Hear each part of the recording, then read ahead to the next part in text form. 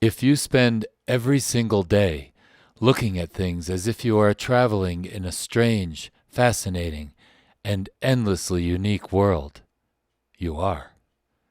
Michael Kaye.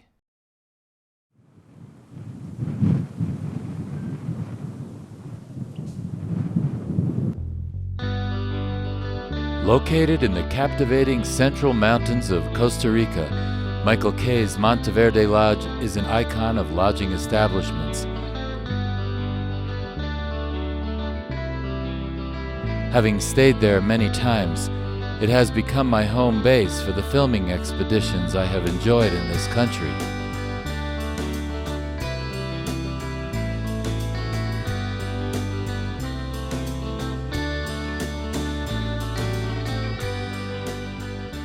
When I finally caught up with Michael, it was on the North Caribbean coast of Costa Rica at his legendary Tortuga Lodge.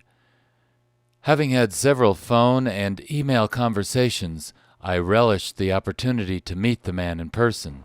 Michael Kaye is a pioneer in the adventure travel tourism industry and has even been hailed as the godfather of ecotourism, a compliment he now disavows for reasons revealed in the conversation we are about to have. Tortuga Lodge is an exquisite property located at the edge of Tortuguero National Park. Adventure here is as deep as one desires.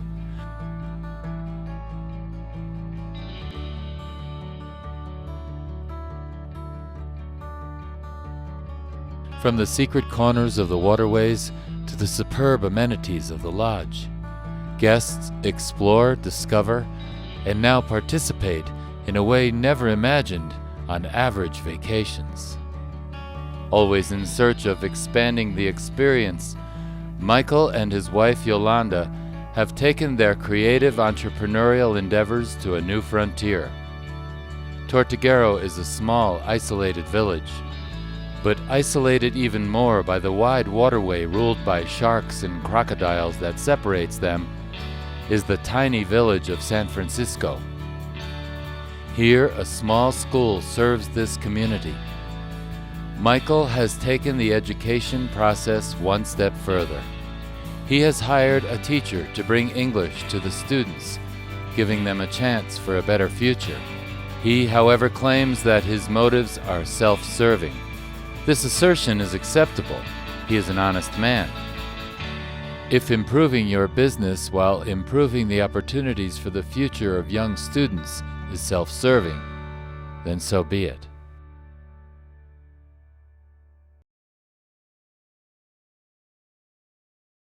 Well, Michael, why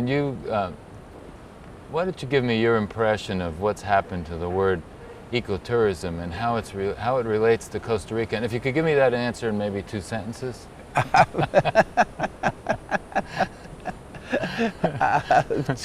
I'm joking. No, I can give it to him 1 sentence. Bullshit. Okay, that's a good answer. Can I? You want the politically correct version? No, That's I'd like the you to short tell me version. your thoughts about it. Let me go way back.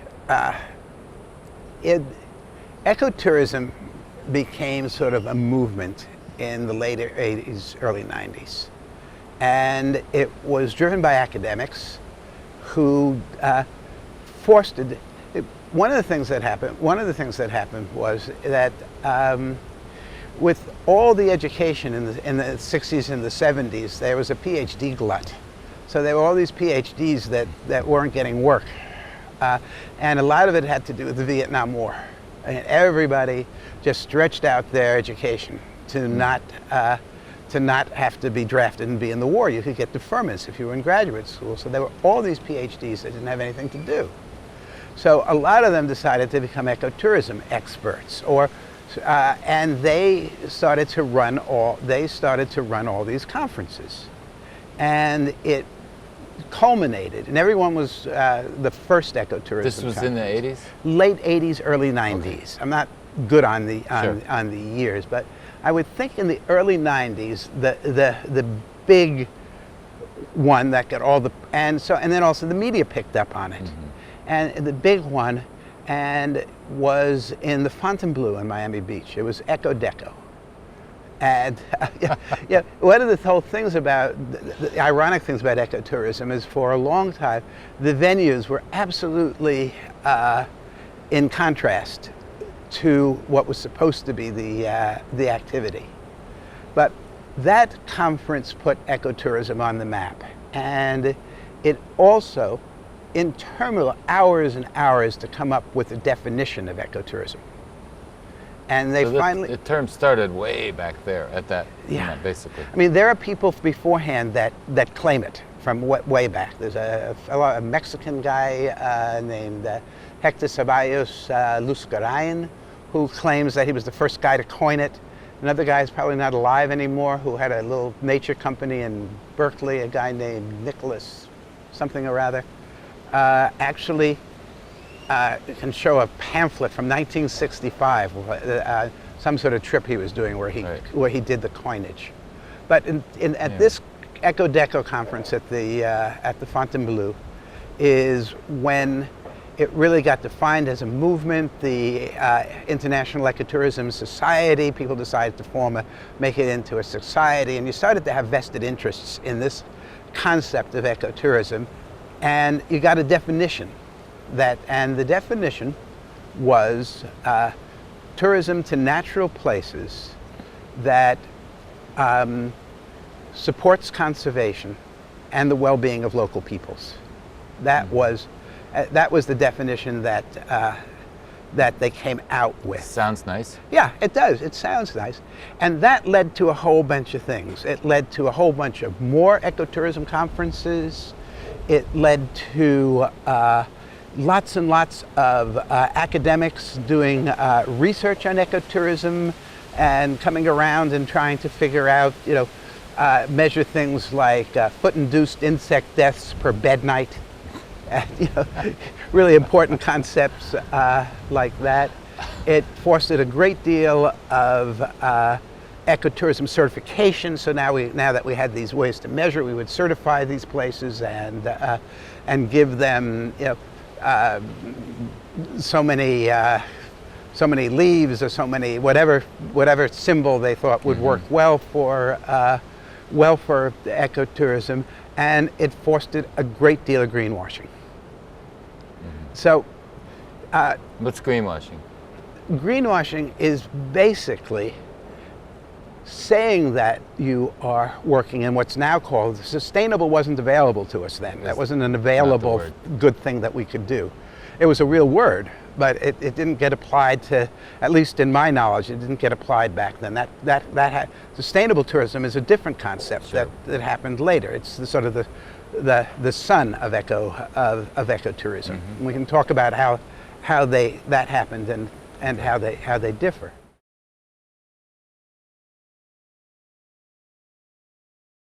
Greenwashing is saying that you're using what we now call sustainable practice as a marketing ploy when it's not really true. So that it's good coinage. Somebody had the coinage of greenwashing. So you're saying even though it'd be good business to have ecotourism, the corruption of the situation started a little bit early. Started right away. Greenwashing. I mean, greenwashing started from the very, very beginning because it was academic driven. A lot of the things that they said you should be doing wasn't really practical, or would only make sense in some circumstances, or wasn't a good way to measure. So if you thought that, fact of the matter is that greenwashing only helps with the media, which can be very helpful for marketing. The market really has never showed that it cared very much about whether places were sustainable or not when they're making the buying decision. If they see something that they think is bad when they get to the destination, then they become extremely outraged. Whether they're right or not, a lot of times they just sort of make up nefarious things that places do. And sometimes they see really bad practice. But beforehand, nobody really, not nobody, but extremely few people ever really show that they care when they're making buying decisions. And it's sort of interesting how how that all comes down. So ecotourism is actually a really great concept, and somebody should try it at some point. It would be probably a very good idea. The ironic thing for me is that years later, I ended up getting credited with being the originator of ecotourism and the originator of the concept. I don't know whether I should be proud or ashamed. I've heard that. But a woman named Martha Honey, who became the chronicler of ecotourism. I forget the name of her. I think her book was called a book that she tried to be balanced. It was called something like Ecotourism: What Price Paradise. She ended up finding an interview of me, or an article about me, from 1981 in the local Costa Rica English language newspaper. And apparently the reporter asked me why was the tourism that I was going to do, how was it different from regular tourism? And I said, it's active rather than passive, and it benefits both the visitor and the visited. That was the whole statement. So they started calling you the father of ecotourism. Godfather. Richard Bangs coined that, and sort of as a joke, calling me the godfather of ecotourism. Well, when I was in Sierpe, and we were speaking to the gentleman who owned this place called Ecomanglares. And it was a beautiful little place and everything, and he was, of course, an Italian Costa Rican. Right. And I said to him, why do you call it Ecomanglares? And he said, Manglares is the, right. I found out, mangroves. Mangroves, exactly. And he said, and everything's these eco these days. Yeah, I mean, that's the problem. The thing is, when I gave this interview to the Tico Times, and we found it, it's there, I use it all the time now, but I promptly forgot about it. I wasn't trying to start a movement. I was actually, the guy asked a question, and I had never really thought of it that way, and I sort of described what we did.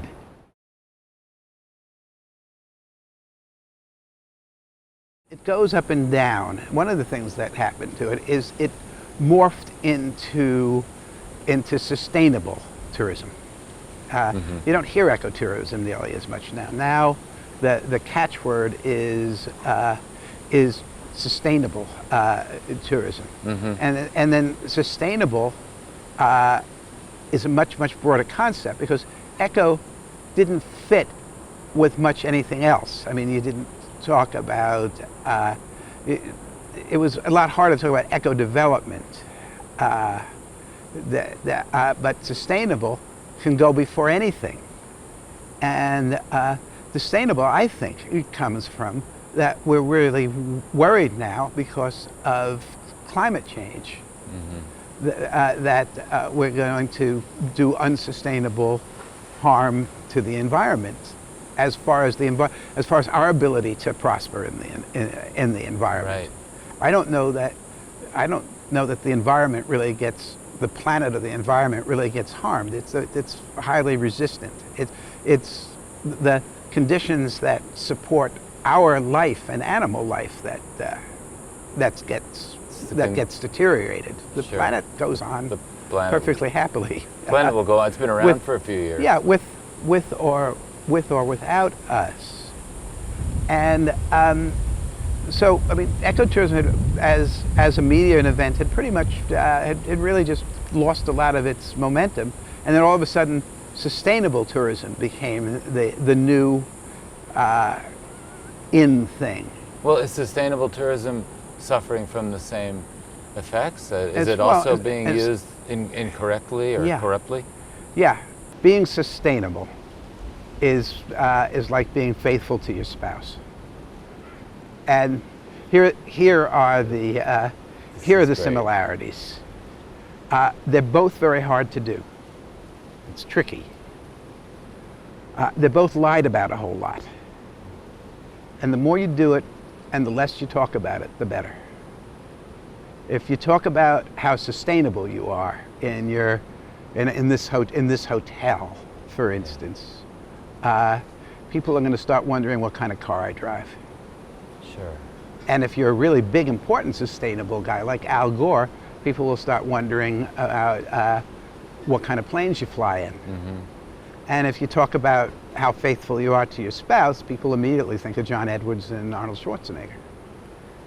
So if it's something that you're just better off That's to just a great way to put it. to just do. If even, you know, if you go all the way back to that original thing that I just said off the top of my head, it just makes sense.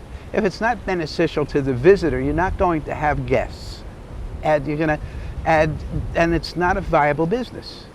If it's not beneficial to the visited, then after a while they'll finally figure out, and they're not going to be hospitable to the visitors, and the visitors are going to sense that and not want to come, or it becomes a commodity. Just people don't care. It becomes something where the visitors are isolated from the real culture, and as a commodity, the price gets driven down. So I mean, it doesn't. You don't have to have a whole lot of philosophy or altruism to do a lot of these things. So, as a businessman, and I believe a very altruistic person, you, Michael Kaye, the altruistic businmean here in Tortuguero. I mean, I see what other people see as my altruism as self-interest. Sure. I mean, some of it, sure, you know, if you see the kids learning and you see them learning and enthusiastic about learning something valuable, of course it makes you feel good.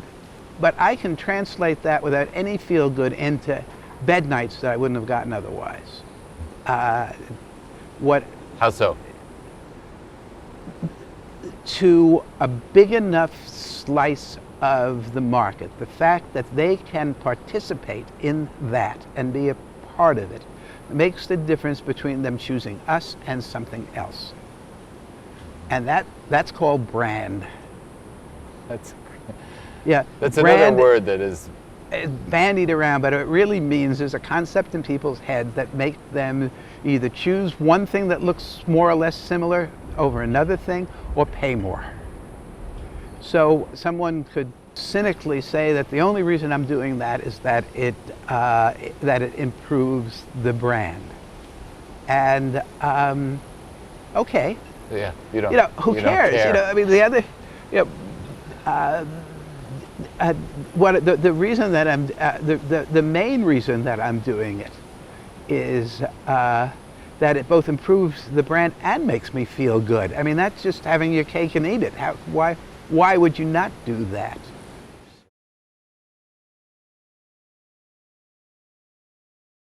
It's like I was telling you before about the solar hot water heating. It paid for itself in 2 years. And after that, it's all savings. How many other investments can I make that pay for themselves in 2 years? So the fact that we're not using, that we use a lot less energy off the grid in itself probably doesn't help the environment. Costa Rica is mainly renewable energy anyway.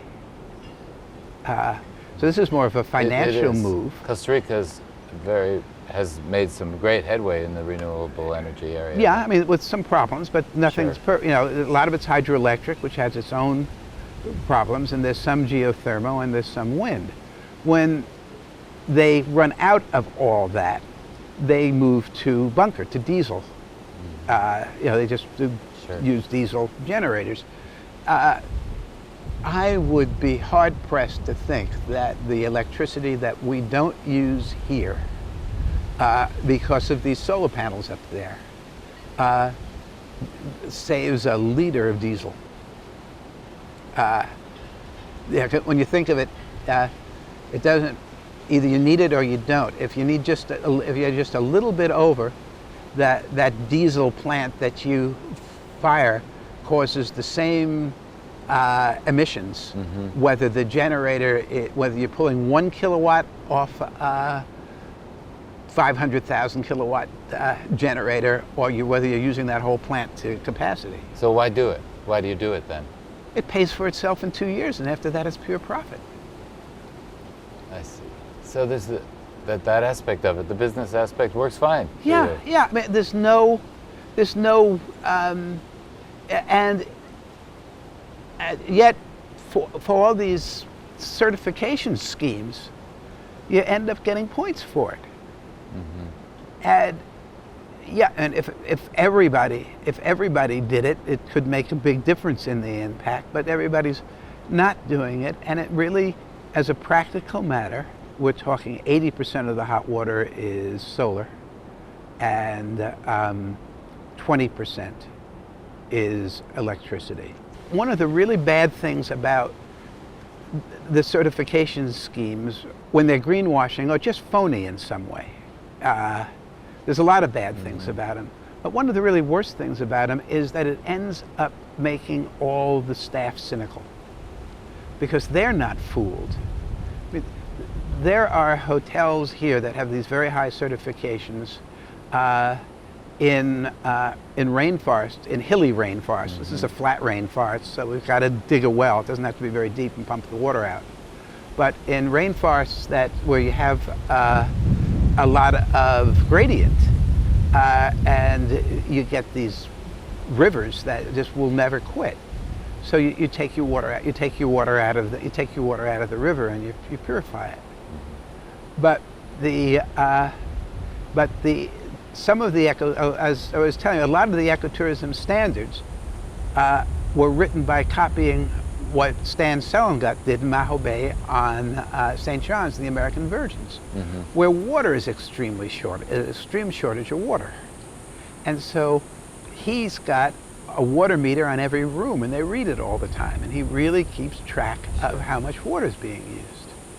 So they blindly copy that, and there are rainforest hotels where the water is just flowing out of a river. They use a tiny percentage of that water. Most of the water goes on, it just bypasses the whole thing and goes on to the ocean. They could keep all the faucets open 100% of the time, and it would have no ecological impact whatsoever, long as it was cold water. And yet they spend a lot of money and a lot of time on having a water meter for every room, and there are people reading these water meters all the time and documenting it because it's part of the certification scheme. Here in Costa Rica. Yeah. And it just makes the staff cynical. Absolutely. About the whole thing. Why is that? Is it a bureaucracy thing, or? Yeah. It's a bureaucracy thing. It makes a lot of work for certifiers, for certification consultants. A big push for this has been the big international development funding organizations. They want to be able to fund tourism projects as a development engine in the third world. But they're worried about getting criticized when somebody finds out that the project is putting raw sewage into the river or something like that. And so they need to put some distance between them and the certification of the project. So they have put out a lot of money to organizations like the Rainforest Alliance for them to do certification schemes. So then when they do a project and it's putting raw sewage in the river, they can say, oh, but the Rainforest Alliance gave it its highest certification. And part of the problem is who ends up in these certification part of the certification experts. A lot of them are failed business people who couldn't. So I mean, they have sort of a vested emotional interest in other businesses failing.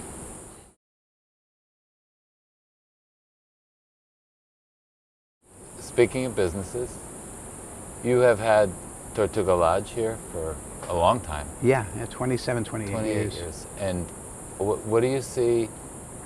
And you also have the Monteverde Lodge, of course. It's a beautiful place. What do you see as the future for you and your lodges? What do you see in the future for Costa Rica?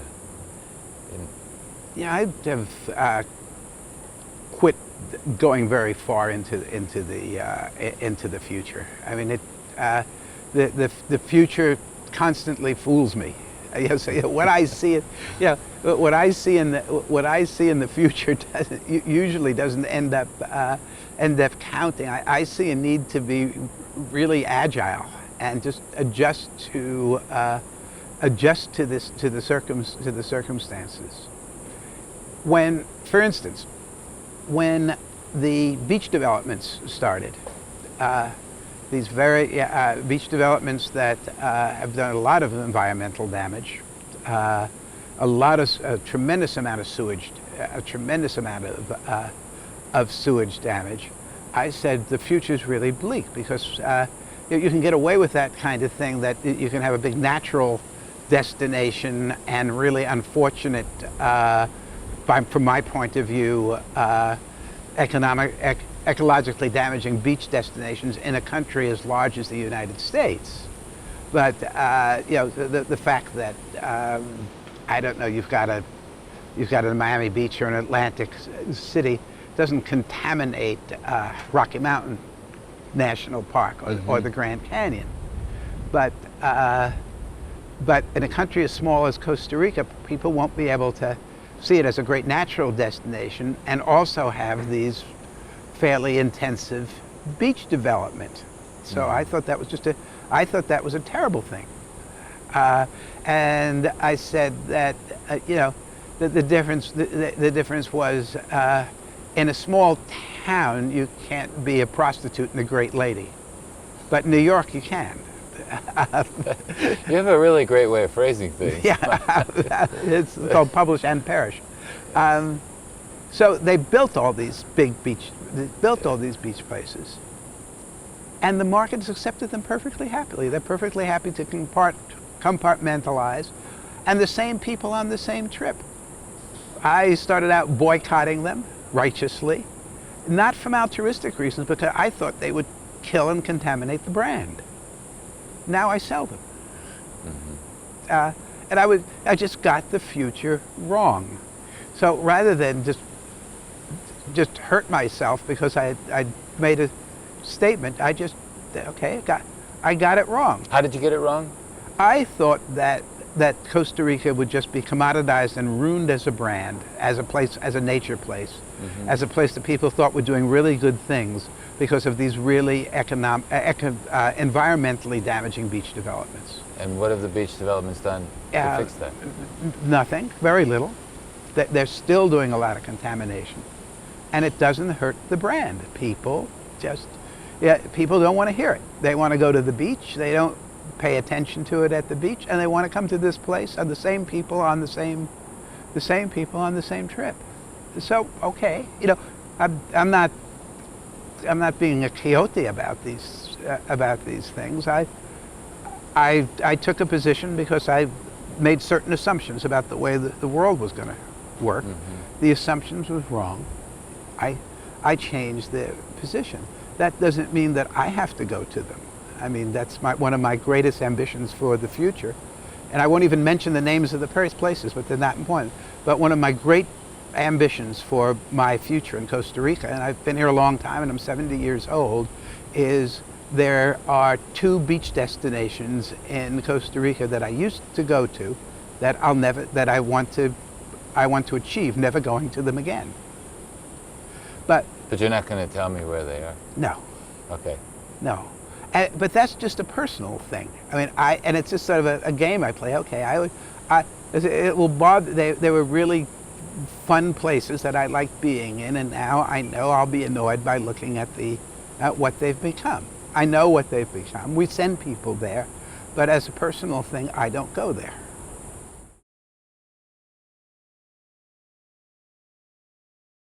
You're a Costa Rican citizen. I'm a dual citizen, but yeah, I'm a naturalized Costa Rican citizen. And how many years have you been here? Since 1978. You came here to start which lodge first? I actually came here to start a rafting company. That's right. And then this lodge existed in a very, very primitive way. And here at Tortuga. Here at Tortuga. And it was falling down. It was at the point that it was going to be completely fall down, and the owner didn't want to put anything into it. And I had people coming.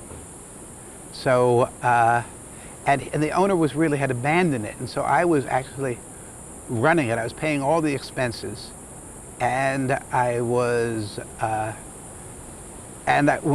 open it up to bring people in, and then I pay him a little bit of money, and keep some money, and then at some point it was going to need major maintenance, so I bought it. Well, here's another example about how the certification works, or at least the politically correct ecotourism.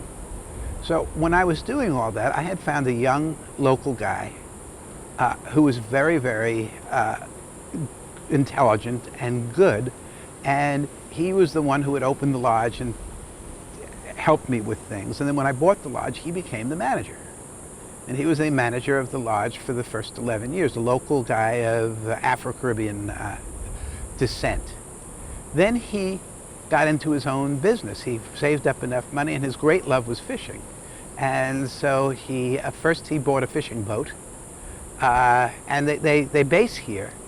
And he had his brother run the fishing boat, and he kept managing the lodge. But then after a while, he got enough money for a second fishing boat, and he said, look, this is driving me crazy. You've got me stuck in this office, and I want to be out there fishing. So I'll give you as much time as you need.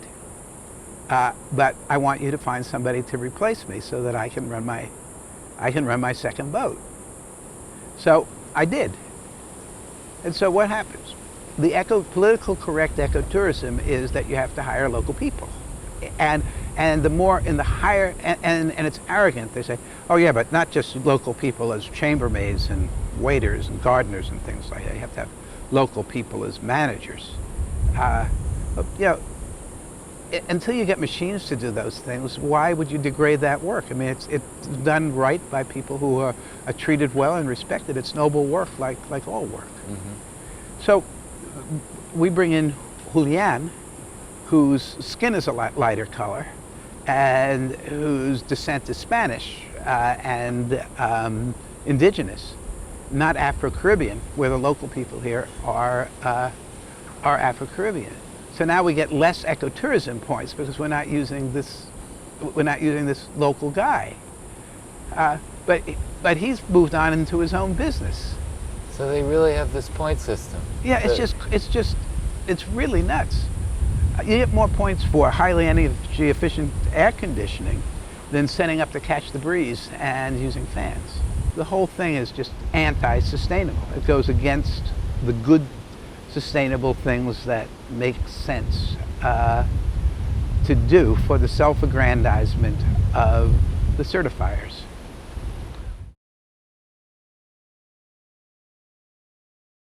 What is it that makes, speaking of your lodge, and talking to the guests, they love it here?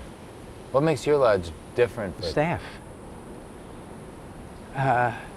The care that's put into their selection, mainly, and then making sure that this is by far the best place to work. So people really, really want to work here. And just by the way we treat people all along the line, and profit sharing. Everybody who's been working for us for 3 months has, if we hit a certain profit level, gets a profit share. If they've only been working for 3 months, they get a quarter share for the year. If they've been working a year or more, they get a full share. How many places do profit sharing? I don't know. I don't know why they don't. It's crazy. So if I'm spending money on even English classes and they don't see that is profitable, they start to wonder about it. Because of Survivor and all those screwed up shows, there was this idea, there was this tremendous thing that, you just weren't doing anything if you didn't have all these tiki torches going on. So we had all these tiki torches. And the staff sat down and figured out how much we're spending on it, and said, what's the return on investment on all this kerosene? Without even, and by the way, we're trying to be good to the environment. And you're burning kerosene. So now we only do them with the dinners up on the point there on the garden. In the garden where we saw the 10-foot crocodile. Right. Sitting there. He gets to have dinner too. We thought maybe you placed it there. Disney does our crocodile. When it jumped into the river, that's when I figured out it was real. Yeah. So anyway, back to your tiki torches. Yeah, so this started about a year ago, and there were still tiki torches when I was here in July, and it was being debated. How is it worth it to what it adds to the guest experiences, and how do guests feel? And we start talking to guests. And I wasn't very involved in any of this, but now I just see that we're not doing tiki torches anymore. And they know, they're close to the situation. So if they're properly motivated, and one of those motivations is if we hit the trigger, and we expect to, then there's a complicated system of profit sharing. But after that, a certain amount of percentage of the profit goes into a pool that's distributed to everybody.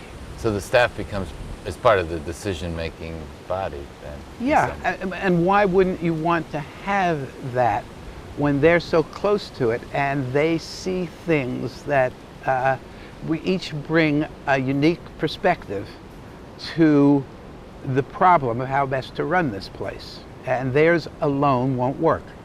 And mine alone doesn't work either.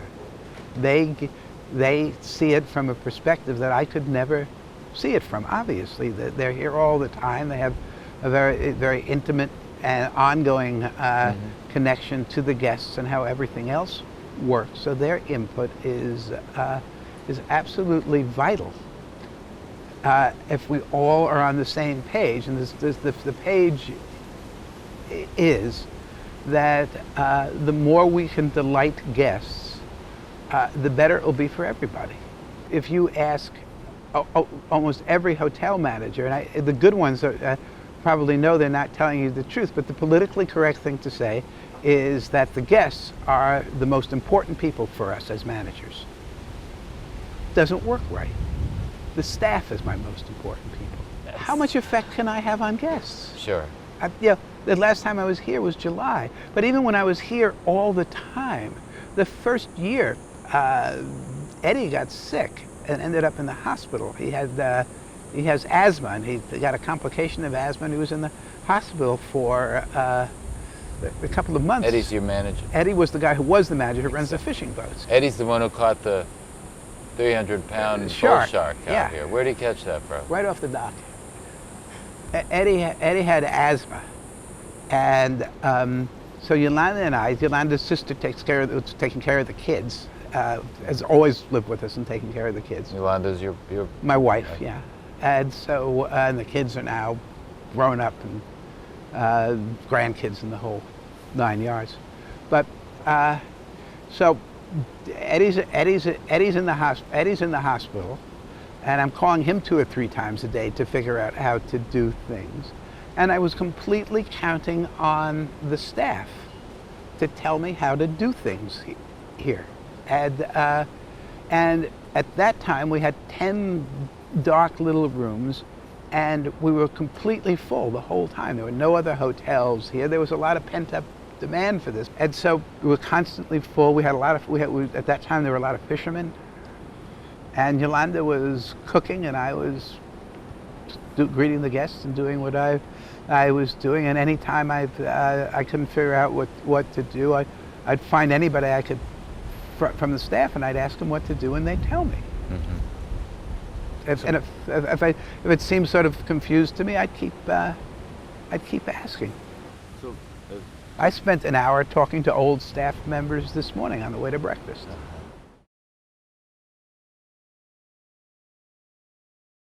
The guests, what would you like them to take away from here with them when they leave? Memories, just life-affirming memories, and different things for different people. If there's anything at all that I want them to take away, it's more of an appreciation and a greater and wider, better understanding of the loved ones they're traveling with. That's one of the main reasons to travel. If you travel with somebody, no matter how well you know them, no matter how long you've been with them, you see another side of them. You spend more time with them more intensely, and you see them in a different way. And if the relationship's good, it gets better.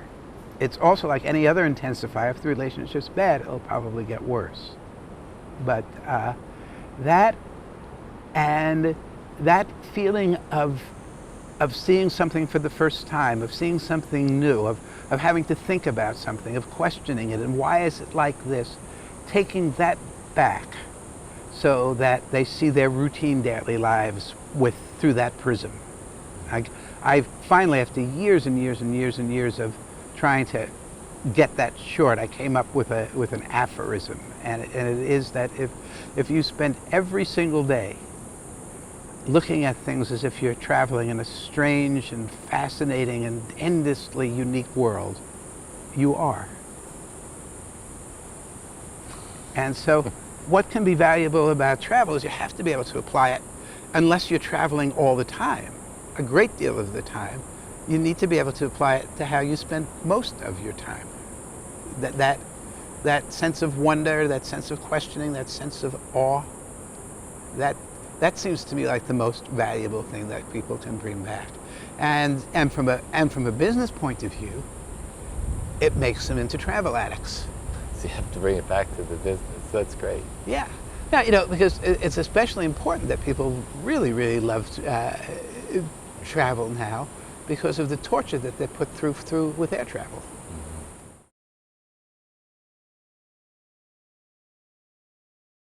What do you want for the people who live, the local people here in Tortuguero? I think that it's good to be able to realize yourself and to realize your potential and to lead a fulfilling, satisfying life, and it's different for everybody. So, for Eddie Brown, the fulfillment was that he was able to go into his own business and do what he loves. And for me, I get world-class fishing. And also, Eddie has developed his own clientele. So we pay Eddie for fishing, and he buys rooms from us, and it about nets out. For somebody else, having to be in their own business would be hell. So they might be very, very good to be a guide and a boatman, and they will find that very, very fulfilling. So I mean, what everybody wants they're of this context, and for most of them as a realistic thing, it doesn't make sense for them to leave this context. It's not available to them. In many cases, they would not be happy. Several of the boatmen here could make a lot more money if they were just willing to make the break and leave here and learn other areas and be guides in other areas. They have the English, they have the eyes, they understand the basic biology. And if, as a guide that can work in all the areas, the pay scales are a whole lot different, they'd be very unhappy. One guy, Luis's father, did that. And so he lives not very far from me, and he guides all over the country. But he was one guy who wanted to do that. Eddie's the same way. I mean, Eddie lives in. Eddie was born and raised in this area. He grew up taking care of himself since he was 12, 13 years old, pulling 300-pound sharks in off the beach.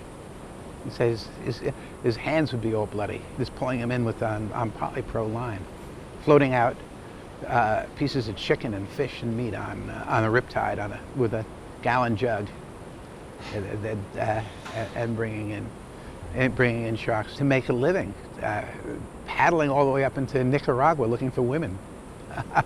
But he ended up married to a Spanish woman with a bunch of really great kids, living in San Jose and flying in and out of here and running his boats. Mm-hmm. So that's what we're for him. So you wish for these people what everybody has. Yeah. What do you wish for? For anybody. There are few local people here that I wish bad things for them. I want them to be punished. Yes.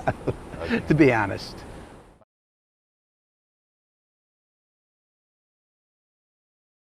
No place can be that good. Yeah, Costa Rica is still the best place in the world. Costa Rica for me is flawed like everything else, but it's better than any place else. Even now, I mean, you look the park system. It started out with these two extremely charismatic guys, especially Alvaro Ugalde, and extremely idealistic, especially Alvaro. And they brought around them this amazing group of people that built this system. Then it has gotten bureaucratized, but still, there's all sorts of great things happen in spite of it within this system. You might look at some of the corruption, but the animals don't know about the corruption. By and large, the biodiversity is protected. And and the other side of the story are people doing really, in spite of the corruption, doing really great work. Yeah. So the other thing that we're doing in Pro Parques is we've got this leadership program that we give. People come in with projects, and the projects have to have a big leadership component. There's anything from park directors on down, and we pick about 40 of them, and we fund them every year. What's Pro Parques? Pro Parques is this association that does the park pass. But it's not just the park pass. The mission is, and again, I say we, I'm not officially involved at the moment. And I'm sort of happy to be out of it for a little while. Anyway, and Steve keeps working with it, and Rocio's great. But the mission is practical solutions for the national park system. So the big one is the park pass. But there are also things like high school equivalency for park guards, because it gets them they make a lot. Not that they really need it, except that they're in a civil service system. That once they get the high school equivalency, they make more money. And these leadership projects, which have done amazing things, that these various people have projects that they've done that make a real difference and that involve a whole bunch of other people and can then be replicated in other parks. And things as simple as 600 uniforms.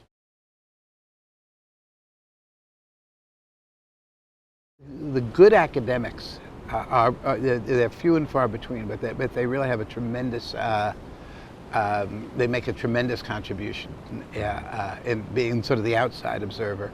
If they really don't have an axe to grind, the thing is, if you're an ecotourism expert, you have a vested interest in ecotourism working, so you tend to greenwash it.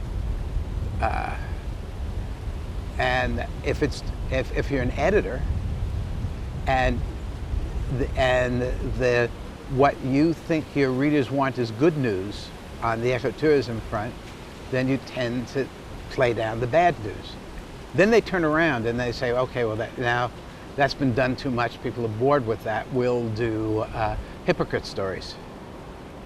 A lot of times, well, they created the false impression that things are a lot better than they really are, and then they go and say it's not true. Yeah. But if people are trying to go to a false, inflated standard, then they just lie about it, and none of us can know what's going on. So I can't learn from them. They can't learn from me. Yeah, you said yesterday, if you just tell the truth, it's always going to work. We have a list of 14, 15 things that are what we want, what our sort of selection criteria and deselection criteria is for the people that work with us. And a bunch of them say, that we want to work with people whom, and then there's a few that says we don't tolerate among us. And one of them is that we don't tolerate among us people who lie maliciously. Somebody asked, what's the difference between a malicious lie and an unmalicious lie? So I said, this is in a staff meeting when years and years and years ago when we first started, I got that idea because people were saying, well, we don't know what's expected. We don't know what's expected of us. Yeah, somebody who had just been made available to the rest of the industry, and had said, but why? I said, I said, you did such and such, and the person said, but nobody told me I shouldn't do such and such. And I said, we want to work with people who naturally know not to do such and such. We don't want to have to make a lot of rules. So I said, okay, well, let's make a list of what we want to work with people. I said, so I said, if I ask if you know of anyone who's stealing from the company, and you do, and you say you don't, That's a malicious lie, and you shouldn't lie. If I ask you if I look as young as I did 10 years ago, lie. Michael, thank you. You're Thanks for welcome. your insights. Your insights are fantastic. I really enjoyed them.